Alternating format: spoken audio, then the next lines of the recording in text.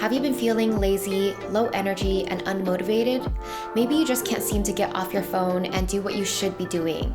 Maybe you recognize that you're procrastinating way too hard, but you can't seem to stop. It's like you have this internal battle where you know you have to stop being lazy, but your body isn't responding to your mind. If you're finally ready to make a change and become more motivated, productive, and disciplined, watch on. Hello my loves, welcome back to Lavendaire. It's Aileen. So today's video is for anyone who's ready to exit their lazy girl era. So you want to stop being lazy, stop procrastinating so much, and you're ready to become more motivated, disciplined, and productive in your life. So I'll be sharing 10 ways for you to stop feeling so lazy all the time. Number 1, create a positive energy routine and do it daily. So a positive energy routine is a routine of activities that give you energy. These are things that boost your mood and make you feel good. So it could be anything from listening to upbeat music, going for a walk, exercising, dancing, even meditation, journaling, things that give you that good feeling, like you feel centered, you feel positive. Ask yourself, what are your favorite activities that give you energy, boost your mood, and make you feel good? Make a list of 2 or 3 that you can do every single day and then implement that as part of your morning routine. If you don't know where to start, try this. Go for a walk outside for 15 minutes, and for that entire 15-minute walk, repeat thoughts of gratitude and positive affirmations to yourself. You get that exercise, you get that exposure to nature outside of your normal environment, and you are working on your mind. You're building a positive mindset through positive affirmations and a gratitude practice. I highly recommend you do these positive energy activities as part of your morning routine, but you can also do these anytime throughout the day. Like if you feel like you're in a lull and you've been feeling really lazy and it's the afternoon, then kickstart that positive energy routine. It'll bring fresh energy and you'll just feel more upbeat and energized. Number 2, eliminate distractions. So where do you go when you are avoiding your work? Most of us are probably scrolling our phones, we're on social media, or maybe we're watching TV, or we're just like spacing out somewhere. Maybe we turn to our fridge and we look for something to eat. Recognize where you are turning to for distractions from what is really important in your life, and then eliminate or reduce those distractions. So if you are always like turning on your TV, literally like hide your remote or something. If you're always going to your phone, put your phone in a drawer, like turn it off. Literally shut off your phone and hide it in a drawer so that you can focus on your work. You have to take control of your distractions or else they will take control of you and your life.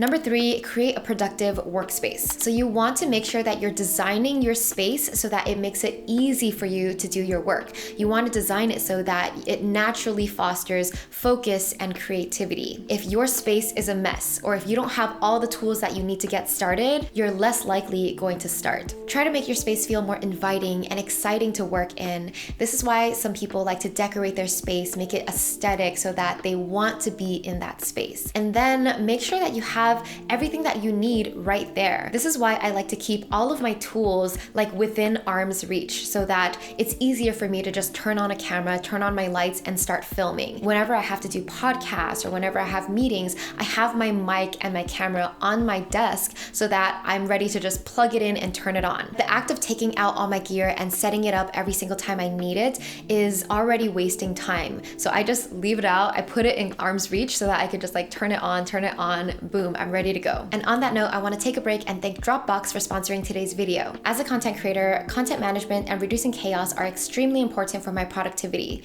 It's essential to keep my digital workspace organized. I have to be able to access my files from multiple devices and also be able to share them easily with my team. I've been using Dropbox for years and I absolutely love it. Dropbox recently launched the new Dropbox Essentials plan, and it's a game changer. Dropbox Essentials is an all-in-one platform that gets you 3 terabytes of storage, 100 gigabytes of file transfer, video recording and editing capabilities, and more for only $18 a month. A couple of their standout capabilities include unlimited e-signatures, and you can build up to 5 of your own reusable templates, which saves a ton of time for faster contract drafting and signing. This is useful for getting quick signatures from my team for tax forms or contracts. They also have PDF editing, where you can annotate text, highlight, or fill in a form all within Dropbox. Another feature I love is send and track, so I can securely share files and maintain control of downloads and access to those files. This is huge, especially because I often work with large files. I also like the ability to see real-time analytics on my files, like when the file was opened and how much time viewers spent on the page. With Dropbox Essentials, you can eliminate chaos with one product. Instead of jumping from app to app, you have all the tools you need in one integrated platform. Moving on to number 4, master goal setting and prioritization. So you want to get really good at setting clear and achievable goals, and also knowing how to prioritize your goals, as well as knowing how to prioritize your tasks. Most people, they just go with the flow. Maybe they're working on tasks that aren't really that important. It's just busy work. So you have to know how to prioritize and focus on the most important things, the most impactful thing. This is how you can achieve more by doing less. And that is the art of working smart. So if you want to learn more about that, I have plenty of videos on goal setting and prioritizing your life. So I'll post those here and down below. Number 5, learn the art of task batching and time blocking. So task batching is simply batching similar tasks together, and time blocking is blocking a specific amount of time to do that task. The idea is it is much more effective and efficient to stay in one type of task so that your brain is on the same wavelength and you go into this flow state where it's just like a ball that is like rolling from momentum, versus trying to switch from this type of task to that type of task and this and that, and then take a break to run errands and come back and try to finish this task. Each time your brain switches from one task to another, it loses like 20% efficiency. Like there is this time where your brain has to calm down from the previous task and start up for the next task. So you're losing this brain power and you're losing some energy, you're losing time. So in order to optimize your workflow, design your calendar around time blocking for task batching. So for example, I might block out one whole day for filming videos and recording, and then I would block out another day for planning and writing and emails and so on.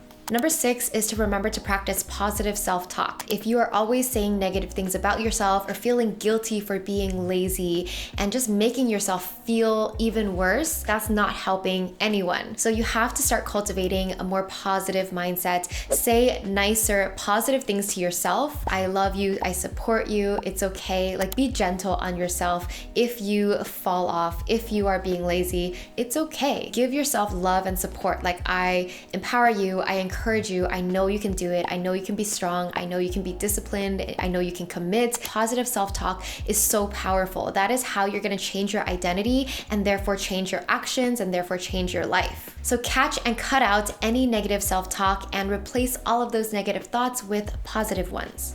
Moving on, tip number 7 is to set better boundaries. So if you are the type of person that gets pulled in all directions because people are asking so much of you and you feel like you have to say yes, you feel like you just want to be nice, so you end up saying yes even though you actually don't want to help, you have to learn to set better boundaries. You have to start prioritizing yourself, your needs, and what your priorities are. You begin to set better boundaries once you are more aware of yourself and your needs, like you know yourself better, you know what you want better, and you know what really matters to you. That way you can prioritize that.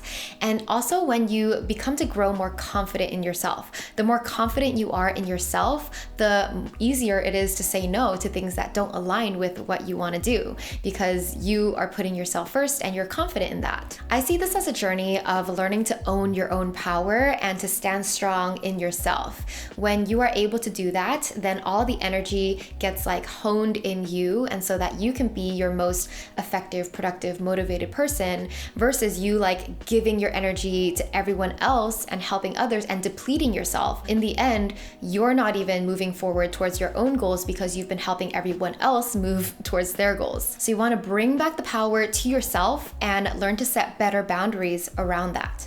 Number 8, establish healthy lifestyle habits. This one is such a basic, but it really is important because we all need to have like a healthy baseline of habits that support us in our everyday lives. Things like getting enough sleep, eating well, exercising well. So doing all the things that so that your body is healthy and has the right amount of energy to do things. When we get really busy, we tend to forget about our self-care. We tend to stop eating well. We tend to like sacrifice our sleep sleep because we're trying to get more done because we're so busy, right? The more you sacrifice those healthy habits, the less energy you have in life. So even though you're trying to work more because you're trying to do all the things on your to-do list, you're actually losing energy and you're taking more time to do those things because you're not investing in your self-care. Like if you were to give yourself time to do all of those healthy habits, then doing all of those things would put you in the right mindset and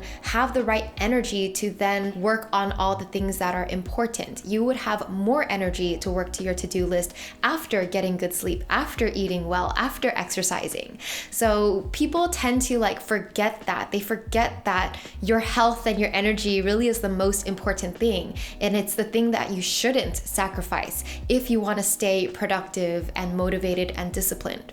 Tip number 9, stay consistent by tracking. If you're trying to make a change in your life, you're more likely going to stay consistent if you track your progress. So create a system for you to track your habits and track your progress as you're trying to change your life. This could be as simple as a habit tracker. We have one in our workbook. All it is a grid where you write down your habits and then you check off each day that you do that habit. You can track this on Notion. I have a lot of different things that I want to do every single day related to self-care and healthy habits. By tracking your progress, you're more likely to feel that you're making a real effort and that the change is real, like it's more set in stone. There are days where you will forget to do them and you might fall off, you might forget for a whole week, and you might not even recognize how often you're actually staying on track if you're not keeping track of them. Write it down, and that way you can actually have data to see your progress and to work off of. My last tip for you today is to remember to celebrate all of your small wins. So as you are on this journey to changing who you are, changing your identity, changing your habits, changing your mindset, understand that that journey is not always linear. You're gonna feel good sometimes, you're gonna be doing great, and then you might fall off, life gets in the way, something happens. But what will keep you going is if you have the mindset of appreciating and celebrating all the small wins that you make along the way, rather than feeling like you're not there until you reach perfection. Because the truth is, perfection is an ideal, it's not always reality. Celebrate all of your small wins and all of the progress that you have along the way, because all of that matters. Change doesn't happen overnight, but if you give yourself these boosts of motivation by celebrating your small wins, then you're essentially giving yourself more and more energy to persevere on this path, just to keep going. The secret to making positive change is to truly keep going. Just set your mind on the goal and keep working towards it. No matter how long it takes, you will get there. All right, now it's your turn to share in the comments down below. What is the next step that you're gonna take this week to exit your lazy girl era? So is it creating a positive energy routine? Is it tracking your habits? Which of the tips from today was your favorite that inspired you? Which one are you gonna implement this week? Comment down below, I'd love to hear it. And that's it for today. Sending you so much love, and I will see you in the next one. Bye.